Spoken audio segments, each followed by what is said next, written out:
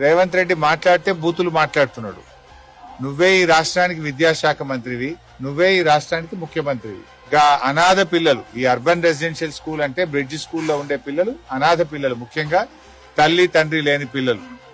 ఈ అనాథ పిల్లలకు కడుపు నుండి అన్నం పెట్టే చేతనైతలేదా నీకు?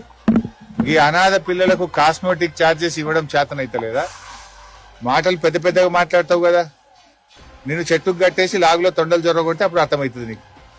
ఈ అనాథ పిల్లలకు కూడా అన్నం పెట్టని రేవంత్ రెడ్డిని కొరడా దెబ్బలు కొట్టినా తక్కువే, చెట్టుకు కట్టేసి లాగులో తొండలు జొరగొట్టినా తక్కువే. నీకే మాట్లాడొస్తుందా? మాకు మాట్లాడరాదా?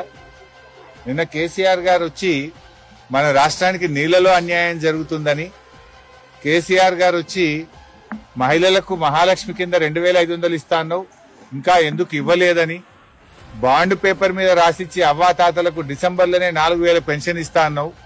2 ఏళ్ళు అయింది.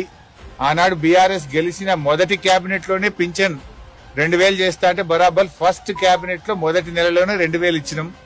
నువ్వు 2 ఏళ్ళు అయింది, 4000 ఎప్పుడు ఇస్తావు అని కేసీఆర్ గారు అన్నారు. నువ్వు మాట్లాడిన బూతులేంది, నువ్వు మాట్లాడిన మాటలేంది?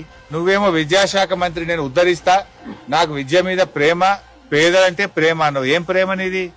4 నెలలకెళ్ళి మెస్ బిల్ ఇవ్వకపోవడం, 4 నెలల నుంచి కటింగ్కో కొబ్బరి నూనెకో కాస్మెటిక్ ఛార్జెస్ ఇవ్వకపోవడం, ఇదేనా పిల్లల మీద నీకున్న ప్రేమ?